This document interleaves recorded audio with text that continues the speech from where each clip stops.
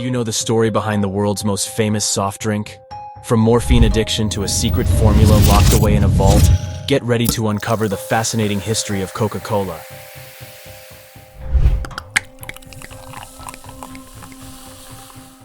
You might think that Coca-Cola, the world's most famous soft drink, was invented by a team of scientists in a high-tech laboratory. But the truth is far more fascinating than that. It all started with a man named John Pemberton, a Confederate colonel who was wounded in the American Civil War and became addicted to morphine. Pemberton, however, was not only a soldier, but also a trained pharmacist with a medical degree. He began a quest to find a substitute for the problematic drug, and in 1885, at his drugstore in Columbus, Georgia, he registered Pemberton's French wine Coca Nerve Tonic.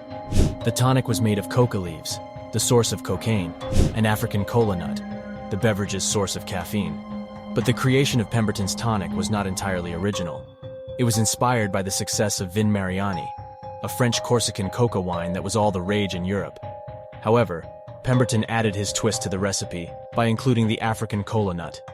In 1886, when Atlanta and Fulton County passed prohibition legislation, Pemberton had to come up with a non-alcoholic version of his tonic.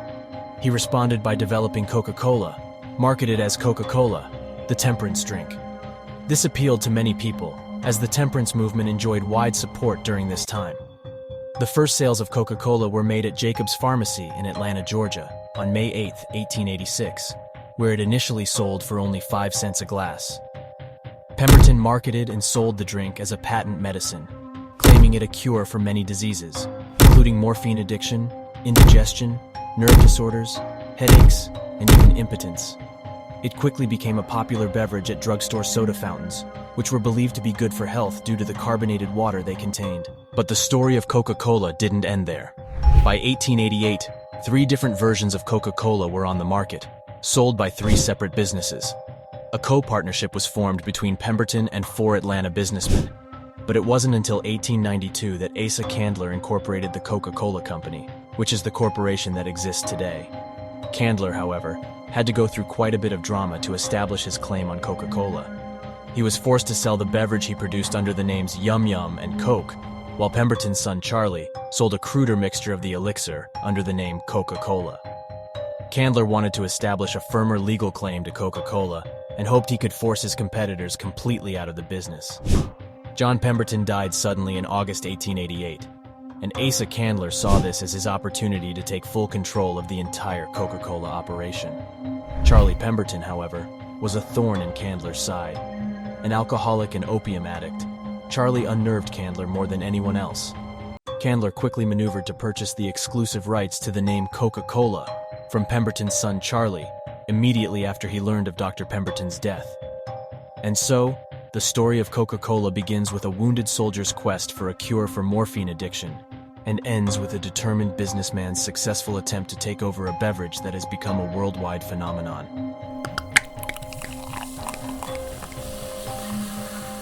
The idea of bottling Coca-Cola was first proposed by 2 entrepreneurs from Chattanooga, Tennessee, Benjamin F. Thomas and Joseph B. Whitehead. They were so persuasive that in 1899, they were given control of the bottling procedure for only $1 by the then owner of Coca-Cola, Asa Candler. This was a grave mistake on Candler's part, as he later realized that he had given away too much control for too little money. Despite this, Candler remained content just selling his company's syrup. The first Coca-Cola bottling company was established in Chattanooga, Tennessee, and it proved to be a huge success. However, legal matters became problematic for the Coca-Cola Company for decades to come, as the contract with the bottlers was loosely termed and allowed the bottlers to subcontract to other companies, effectively becoming parent bottlers. The first bottling of Coca-Cola took place on March 12, 1894, at the Biedenharn Candy Company in Vicksburg, Mississippi. Joseph A. Biedenharn, the proprietor of the bottling works, was responsible for the original bottling of Coca-Cola. The original bottles were Hutchinson bottles, which were very different from the much later hobble skirt design of 1915 that we are now so familiar with.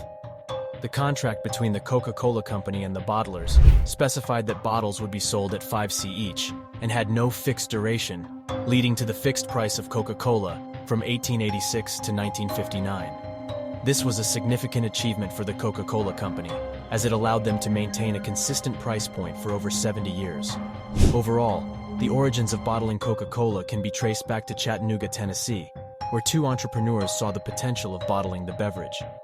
Despite some legal difficulties, bottling proved to be a game-changer for the Coca-Cola company, allowing them to expand their reach and maintain a consistent price point for decades.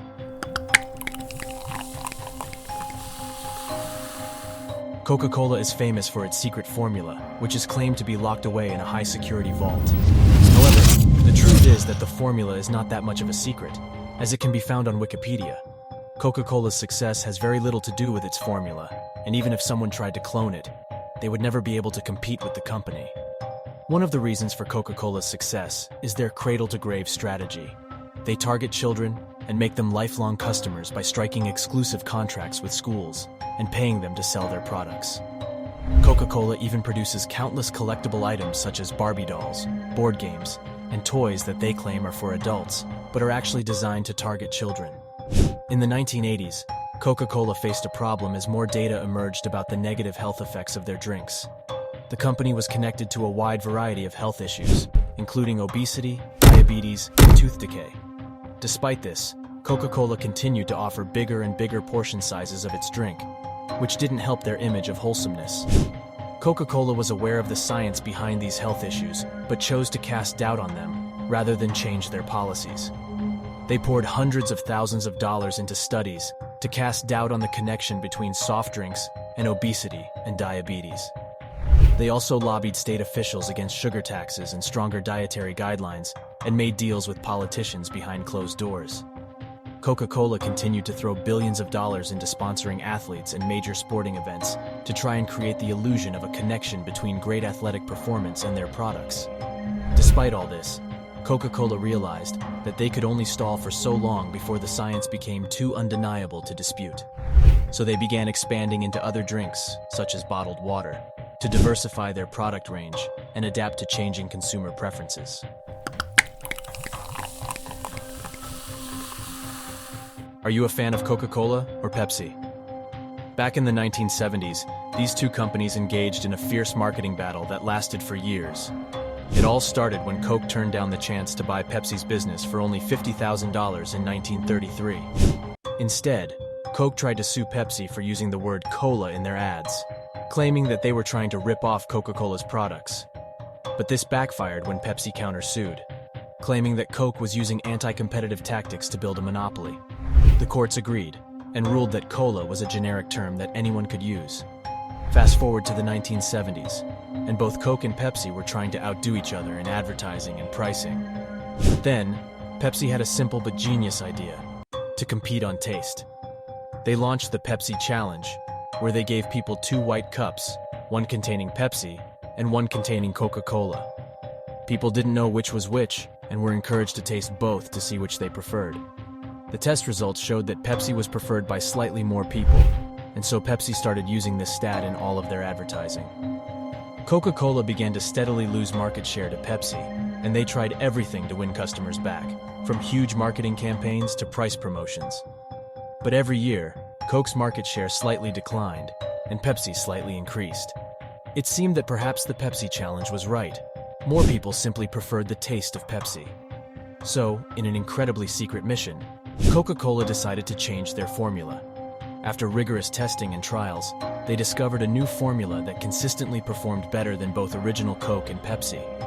Just short of Coca-Cola's 100-year anniversary, they announced the most significant development in their history: New Coke. But the public reaction was not what they expected. Thousands of phone calls and letters arrived at Coke's offices every day, with people begging for the old version of Coke back, or downright furious that Coke had the nerve to take away the original formula. The media was full of outrage reports, and the Coke phone lines were constantly jammed with complaints for months. People even booed New Coke advertisements shown on giant screens in stadiums. It soon became clear that taste hadn't been the issue. It didn't matter if New Coke technically tasted better in blind taste tests.